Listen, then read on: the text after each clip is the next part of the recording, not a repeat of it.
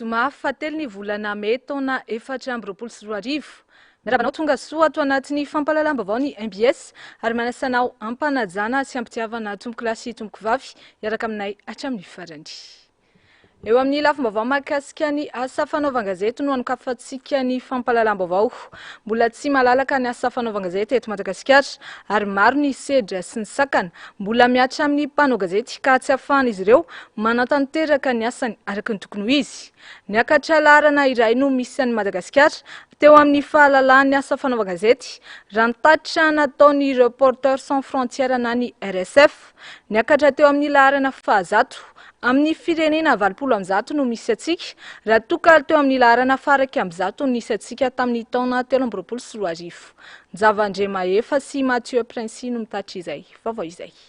Nilatsaka ho 420 fa faingo 7% ny notin'ny Madagasikara eo amin'ny fahalalan'ny asa fanaovan-gazety raha toka 420 faingo 420 amin'ny zato izany tamin'ny taona 2022. Niakatra kosa ny laharana misy antsika lasa fahazato raha toka faraka ambizato teo aloha amin'ireo firenena miisa 20%. Niakatra laharana iray isika raha io tatitra navoaka ny Reporters sans frontières io no jerena. Fiakarana izay azo lazaina ho tsy misy dikany ary tsy ampy raha noarina tamin'ny fiemorana hatramin'izay ho ny solitena ny Reporters sans frontières eto Madagasikara. Niakatra laharana iray tsika sao dia mba sasany no nidina dia tsika niakatra tsy fantatra zany mba ny tena marina izao laharana izany aloha tsy dia misy dikany faharoan'izay mahafinaritra ihany raha ohatra ka tena hoe noho ny fahamendrehantsika nampiakatra antsika laharana nisy ihany zany ezaka fa mbola tsy ampibetsaka zany niakatra laharana iray izany taloha nefa very tany amin'ny laharana 70 tany izy fotoana dia zany mba niakatra ray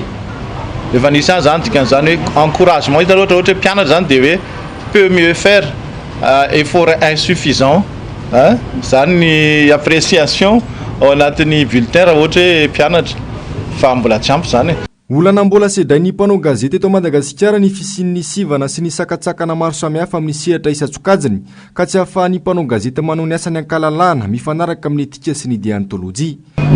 Ny tena olana manko eto Madagasikara tsy misy ny censure tsy misy ny sivana tsika manaiky fa na izany ary mbola mipetraka foana le sivana enjana be sy ratsy be noho ny sivana officiel dia tsinona zany fa ny sivana ao andoha autocensure zay miatra amintsika rehetra mpanao gazety osoratana vety sao dia manahirana ny anina osoratana vety sao dia bediny tompon-gazety osoratana vety sao dia bediny sao dia tsy mety amin'ny mpanao dokam-barotra lehibe dia le mpanao dokam-barotra lehibe zany ohatra raha misy tsy mety ataony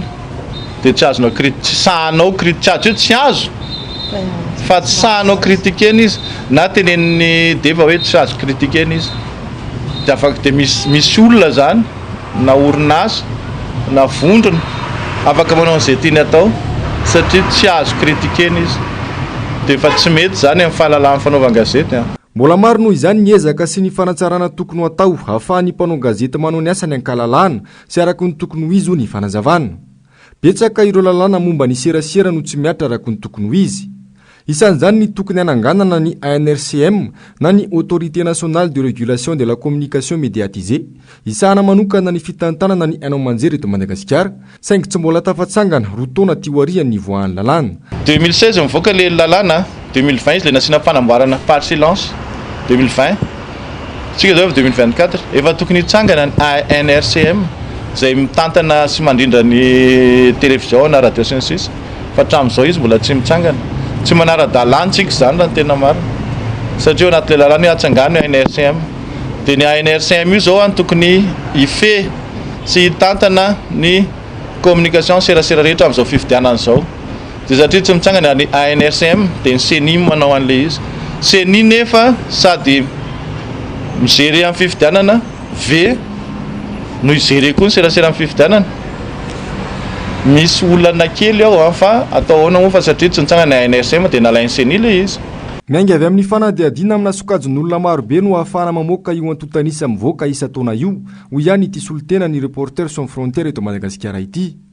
Tsy aivina ny taona 2024 no niembotra laharana 170 i Madagasikara teo amin'ny fahalalan'ny asa fanaovan-gazety. Raha teo amin'ny laharana fa 720 amin'ireo firenena 20% isika ny taona 2024 Niembotra tany amin'ny laharana fahavalo amby sivifolo isika ny taona 2024. Niembotra teo amin'ny laharana faraika amby zato tamin'ny taona 2024 ary izao niakatra teo amin'ny laharana fahazato izao tamin'ity taona 2024 ity. Ny fahatrotrany tontolo iainana sy ny amiany asa fanaovan-gazety, io ny lohahevitra niompana ny fanamariana ny Telme andro maneran-tany ho an'ny fahalalany asa fanaovan-gazety. Ho an'ny Madagasikara manokana dia samy nanana ny fomba nankalazany andro anio ny mpanao gazety rehetra manerana nosy ary ho an'ny teto Andrenivohitra niarana tamin'ny mpanao gazety sy ny olafitry ny mpanao gazety ary ny fikambanan'ny mpanao gazety dia nisy ny famelabelaran-kevitra mahakasika io lohahevitra io. Vao maraina dia mifampitaona teny Analakely ny rehetra ary niarany rodorodo namonjy ny hetsika teny Anosy avy eo. Tato-baovao ny Germain Nomenjanary sy Tahiriniaina. Manana andraikitra lehibe ny mpanao gazety manoloana ny faharavany tontolo iainana ankehitriny, misy ny ameana, ka izany indrindra no ny fanampidinihana sy no velabelarana teto amin'ny Avoria Anosy. Nambara ombien zany nandritra n'ity tontolo andro ity ny asa fanaovan-gazety manoloana ny krizy mahakasika ny tontolo iainana dia samy nampatsiahana izay avokoa ny nandray fitenenana rehetra ary zava-dehibe ilay satria efa miazakazaka be zany izao ilay krizy ara tontolo iainana manerana an'izao tontolo izao sy eto Madagasikara raha tsy ilaza afa-tsy ireny hoe rivo-doza izay miamafy sy manimba zavatra be ireny na ny fiakaran'ny rano na ny fahalotoan'ny rivotra, ny fahampitehan'ny zavaboary, ny fiovan'ny toetrandro amin'ny ankapobeny mihitsy zany dia manana andraikitra amin'izay tsika mpanao gazety mba ho an'ny hoe fandrosoana lovain-javo koa sady mifanojo amin'ilay vinantsika koa moa izay ilay hoe mirahina ho amin'ny fampandrosoana dia manentana hatrany ny mpanao gazety fa miankina amintsika ihany koa ny vaovao avoaka sy ny fanapahan-kevitra izay ho raisina na ho an'ny olom-pirenena na ho an'ny mpitondra fanjakana. Nafaly ihany koa nampiavaka ihany koa ny fahatongavany ireo filohan'ny OGM rehetra teo aloha izay mbola velona izay isorana azy ireo fa nazoky olona ary izy nanokana fotoana ny arahana tamintsika fitiavana ny asa fanaovan-gazety ny anjikatsika an'izay dia makasitraka antsika rehetra. Raha mahakasika ny fahalalany asa fanaovan-gazety eto Madagasikara dia nilazany teo anivon'ny olafitra fa efa tsapa izay fahalalana izay tatoato. Saingina izany asa ratsy ny notin'ny Madagasikara na dia niroso toerana iray aza isika eo amin'ny fahalalany asa fanaovan-gazety raha nitatitra izay navoaka ny Reporters sans frontières. Fa tany amin'ny noto no nisy fiemorana voaresaka atao moa no hoe fepetra iasan'ny mpanao gazety anisan'izay dia mitodika amintsika mpanao gazety rehetra sy amin'ny tompona orinasa-gazety sy amin'ny OGM ihany koa sy ny ministera hoe andao hiara-iasa zany ho amin'izay hoe fanatsarana ny fepetra sosialy sy arakasa iainan'ny mpanao gazety izay. Mpanao gazety matianina mirahina ho an'ny fampandrosoana ny teny filamatra. Mifanandrina amin'izay dia io tolakandro io no namantarana ireo mpanao gazety mendrika ka nahazo ny Grand Prix Malina 424 tamin'ny fanadiadiana izay nataony niarahana tamin'ny Transparency International Initiative sy ny Malina. Fantatrary fanadiara olo-manalina Germain Andrianaltina ary José Sitrakinyaina no nahazo ny loka ho an'ny fanadiadiana antsara momba ny ady amin'ny kolikoly tamin'ny alalan'ny fanadiadiana hoe fanondranana amoray ny kolikoly loza mitatao ho an'ny sokatra. Robert Namearson sy Philbert Amiko no nahazo ny loka tamin'ny lahatsoratra momba ny ady amin'ny kolikoly mikasika ny dabara avokaavoka maina ao Menabe. Felana fitiavana Antsamalala, Onjaniaina Ranaivomanana, Avitra Ravaljon ary Jonathan Rahagalala kosa no nahazo ilay antsona hoe article coup de cœur raha nanao ny fanadiadiana momba ny fahasalamam-bahoaka sy ny fisitrahana izany. Ankoatra ny fanomezana loka malina 424 dia isana namariana ny androny Telme koa ny fandokoana ny tsangam-bato ny OGM eto Analakely, ny fananana ara-panatanjahantena ho atao rampitso etsy Mahamasina. Ajantsika tanteraka eo mahakasika an'izay vaovao mahakasika ny asa fanaovan-gazety izay ary hiditra amin'ny lafim-baovao hafa kosa indray isika. Sifaka misy zavalo be fapolo ary sokatra 770 avy aty Madagasikara notratehaky ny polisy tailandais tany amin'ny faritany Champfon any amin'ny tapany atsimon'ny Thailande. olona enina manodidina 7 ka hatramin'ny 13 taona no voasambotra tamin'ity raharaha ity raha ny vaovao. Ny rotsakatrehatra tamin'ny fanadihadiana ny sapandrara amerikanina Fish and Wildlife. Raha ny fanadihadiana ihany, araka ny vaovao navoaka ny gazety tailandais Kaosod dia nivoaka antsokosoka avy eto Madagasikara ireto biby ireto, izany hoe fanondranana tsy ara-dalàna izao zava-misy izao. Avy eto Madagasikara dia niazo ny nosy Sumatra any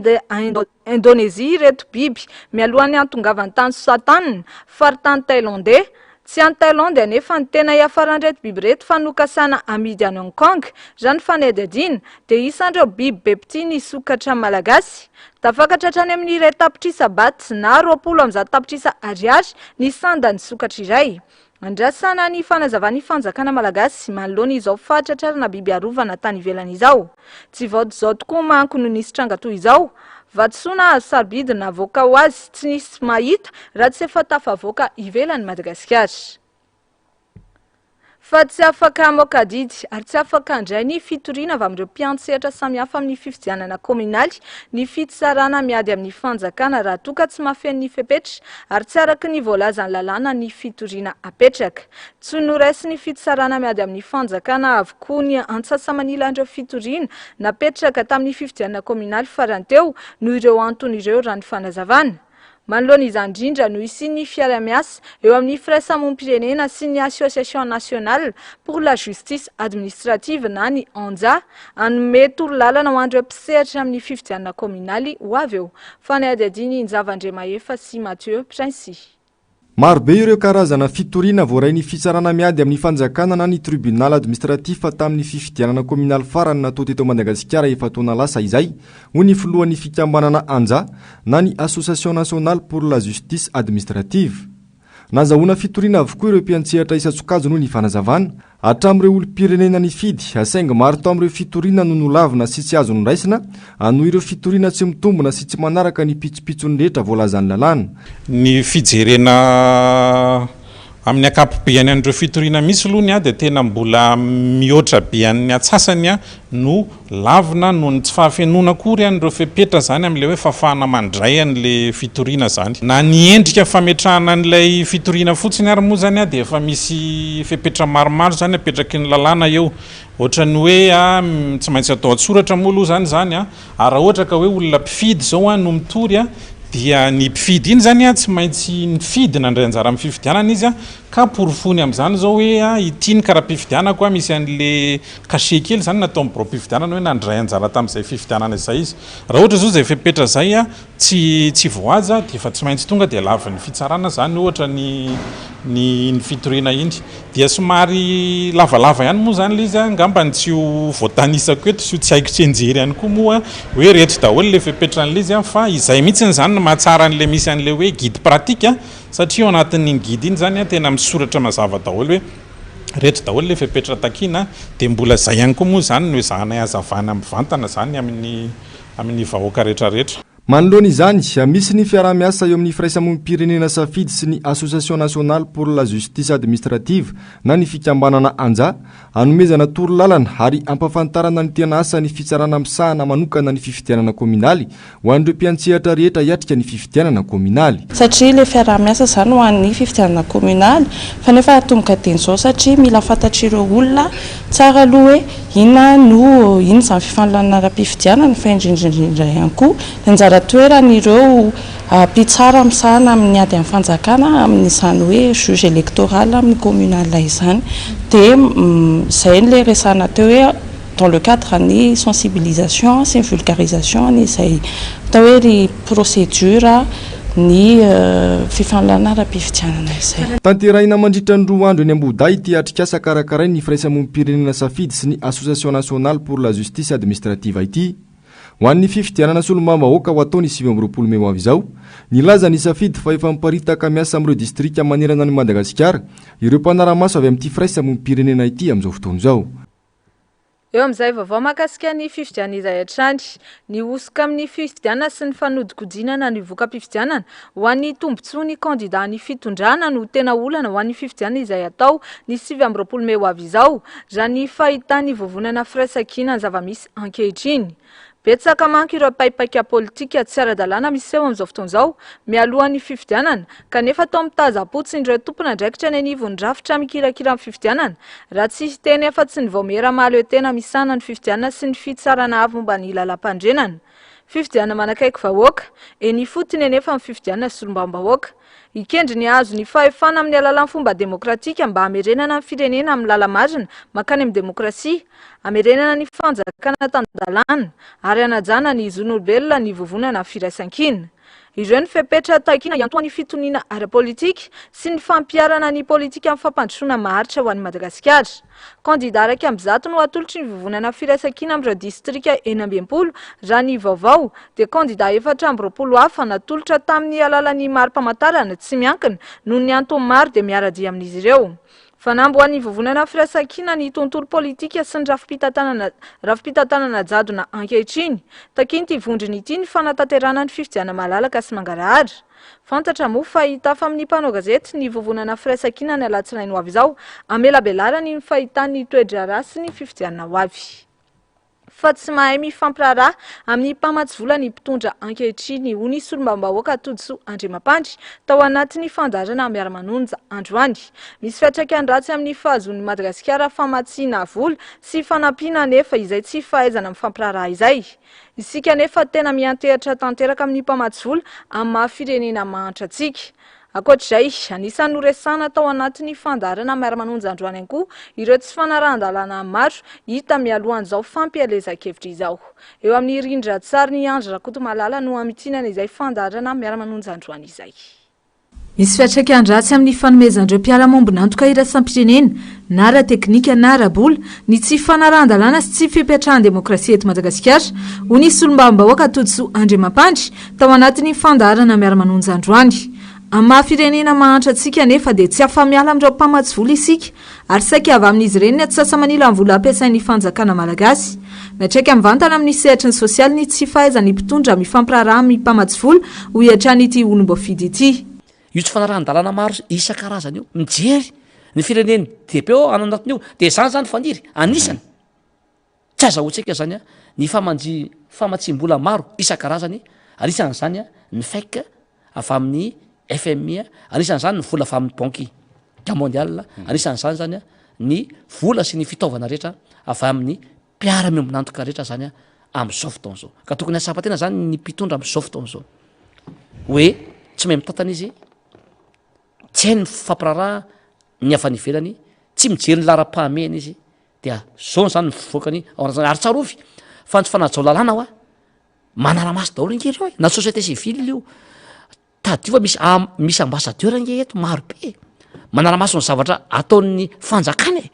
Ankoatr'izay, anisan'ny tondrany fandarana fanehoan-kevitra sy famakafakana ihany koa ny mahakasika ny fifidianana izay ataony 7 Mey ho avy izao. Notsindrin'izy ireo fantaratry ny tsy fanarahan-dalàna ny tsy namohan'ny seniny lisitry ny birao fandatsaham-bato tao anatin'ny fepitaona voafaritry ny lalàna izany hoe 2 volana mialohan'ny daty anjatsaham-bato. 5 taona tsy nisitraka raha fisotro madio santionany amin'ireo fahoriana mianjady amin'ireo mponina etsy amin'ny fokontany akady-bahoaka andrefana izany no tsidihan'ny kandida mitondra ny larina voalohany ao amin'ny boriboritany faefatra Rina Randriamasinoro androany ity fokontany ity. Ny hain'ny mponina izy ary nampahafantariny ny laharana ao anatin'ny bileta tokana sy ny fanentanana ny olo-pirenena andray andraikitra amin'ny fifidianana. Tsy nisalasala ihany koa ny mponina tetsekilany ny resaka sy ny tantara ny fahoriana sy ny fijalian'izy ireo tamin'ity kandida ity. Vaovao ny Germain Menjanahary sy Tairiniana. Fitetezana tokantrano endrika nanentanana ho an'ny fifidianana sy fampahafantarana nomeraony ao anatin'ny bileta tokana dia ty amin'ny fokontany ankady-mahoaka andrefana sektera voalohany no nataony kandida Rina Randriamasinoro androany. Numéro 1 za eto atolotra nyty Masimo Firaisan-kina tena etano manodidina satria ny fifidianana ny ahafahana manova mpitondra sy fitantanana manana foana fanantenana fa tsy irery zany na rehefa eo zay miaraka amin'ny Firaisan-kina ny team kandida numéro 1 eto boriboritany faefatra dia raha malala ny fahorian'ny vahoaka amin'izao fotoana 29 Mey fa satria fifidianana ahafahana manova amin'ny fitantanana sy ny fitondrana dia tany ny olona sy ny manodidina dia faony adidy zay ary mitovitovy nareo mianaka mitovitovy ihany samy zanaka dada daholo tsika mirotsaka eto amin'ny boriboritany faefatra amin'ny fifidianana solombavam-bahoaka dia manentana anareo satria ny ahafahana manova ny fitantanana ny firenena dia ny fifidianana dia taninareo anao an'izay adidy zay satria adidin'ny olom-pirenena rehetra zany mba ho antony taranakitsika tony zay a ny APM tsara-pahafana mitambatra ao anatin'izay a hoe vovonana firaisakina ohatr'izao ty zany ny bulletin dia amin'ny 29 mai ny fifidianana dia fifidianana no nahafahana manova ny mpitondra sy ny fitantanana ary Nandriamasinora candidat numéro 1 atolotry ny antoko-tiako Madagasikara miprositeny ny HVM ao anatin'ity hoe firaisakiny ty ohatrany ty bulletin zay a dia tongava mifidy satria zohona amin'ny olom-pirenena no mifidy sady adidy a 5 taona tsy nisitraka rano ny ponina ety amin'ity fokotany ity rano any amin'ny olon-tsotra no vidiana 200 ariary ary 500 ariary raha toka tsy mataona ilay tompona bidon fa manarama olona fiainana mandritra ny 5 taona izany tsy nisy tompona andraikitra ny jery eny fa nahiresy olom-bavam-bahoaka no lanina sy nantenaina mba hitatitra ny olan'ny vahoaka aza any amin'ny mpanatanteraka raha ny fanazavana efa taona latsaka kely zay re tompoko ny pompinay a no nijanony tsisy pompontsony mangataka tanandroa zay raha azo atao a mba amerina n'izany rano fisotro zany fa zany tena hain'ny olombelona satria zay ty raha zay lalakely hoe ahirvoana satria rano ty zany ny tiana mba ho vita na iza vita azy na iza vita azy aloha dia raisina iatanandroa zay mahavita an'io fa mijaly ny vahoaka n'Andriamanitra ity tetezana ity izao dia tetezana namboary ny candidat Rina Nandriamasinoro fo ny izy candidat be ny tanàna teto Antananarivo renivohitra ny taona 2024 miasimba ankehitriny noho ny tsy fisiany ny fanamboarana intsony manarak'izay a nareo io ihany a nametraka ny tetezana mivoaka anakary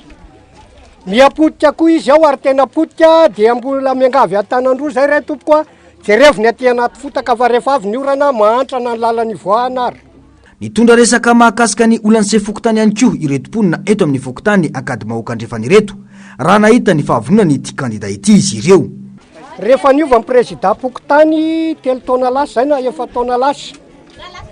dia rehefa tsy mifanaraka amin'ny eritreriny zany ny comité amin'ity tanàna ity dia nidakany dia any amin'ny fokotany a fohy be ihany koa ny tokony mba eritreretina hoe alao re tompoko a izay lan'ny vahoaka ny tokony olona hitondra azy a eo amboniny a hiary ifanerasera aminy fa tsy apetrapetraka fotsiny nanamafy ny candidat mitondra ny larana voalohany ao amin'ny boriboritany faefatra Rina Nandriamasinoro fa izao zava-misy izao no tokony aizany malagasy misafidy izay olona isolo vavazy olona tena hiady ho an'ny vahoaka fa tsy olona mitady seza fotsiny sadra tena iainan'ny olona aloha dia tena matsiaro ny olona hoe ao anaty fahasahirana natanteraka ary ny olona ihany koa dia mitaraina daholo fa tsy misy miaino ninninona fitarainana natao dia tsy misy mamaly ohatra ao anatin'izany ny tetezana simba tsisy nanamboatra tsony 5 taona lasa tetezana namboariko tamin'iza candidat be ny tanàna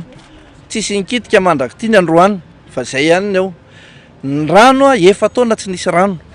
ary presque zay ny fitarainan'ny olona sahirana na ara-tsakafo nataonay androany dia manazavan'ny olom-pirenena rehetra hoe adidy atao eto amin'ny firenena ny fifidianana lalana tokana ahafahana manova ny fitantanana sy ny fitondranana dia tanina ny olona anao zava-dehibe an'izay fifidianana amin'ny 29 mai zay fifidianana solombavam-bahoaka olona isolo tena ny vahoaka olona vonona iady amin'ny vahoaka zay no ilaina dia vetanina ao anatin'izay ny olona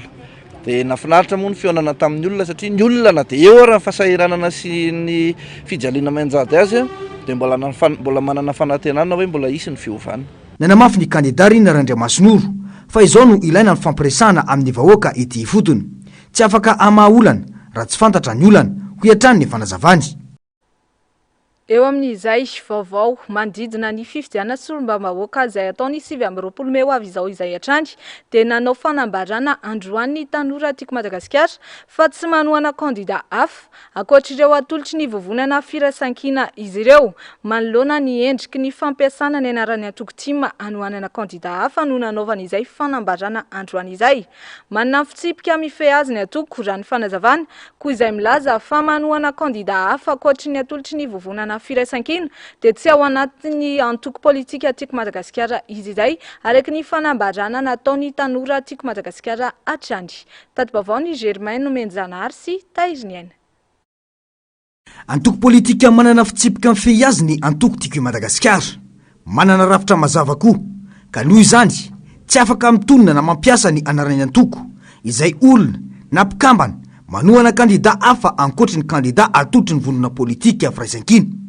Sary lasa fomba fiady politika indray mantsy tatoato teto amintsika ny fampiasana anarana antoko politika mivadika ka manohana olona tsy natolotry ny antoko. Manoloana izany dia nanamafy ny filoha nasionaly ny tanora tima eto Analamanga androany fa tsy misy afa-tsy ny kandida firaisan-kina ihany no tohanana ny tanora tima manerana any Madagasikara. Manoloana zava-misy ankehitriny dia mijoro ny jeune tima manerana Madagasikara. Isika dia ao anatin'ny discipline de parti manana ny fitsipika izay mifehatsika ao anatin'izany atoko izany. Eto izany zay dia miteny ary manentana ho an'ny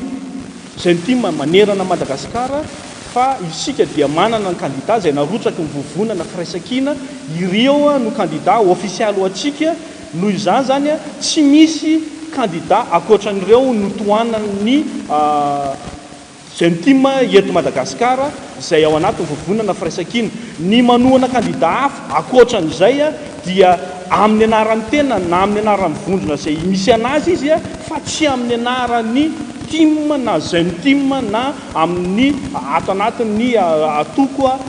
tiako Madagasikara. Noho izany zany dia eto zahay dia mbola mamerina ary mametraka fa tsy misy kandida akoatran'ny kandida arotsaka ny vovonana firaisan-kina ho an'ny tiako Madagasikara amin'ity fifidianana solombavam-bahoaka amin'ity taona ity.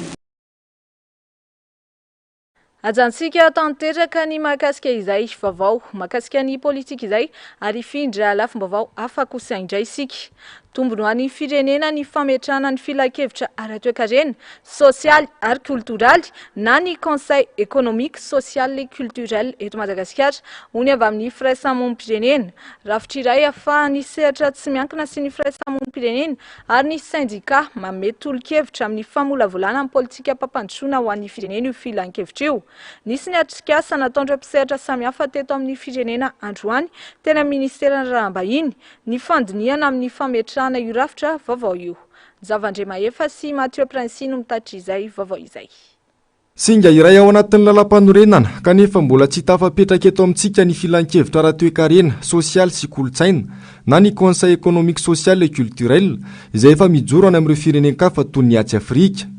Amin'izao fotoan'izao miroso amin'ny dingana rehetra ahafahana mametraka izany rafitra izany eto Madagasikara ny mpiantsehatra samihafa eto amin'ny firenena.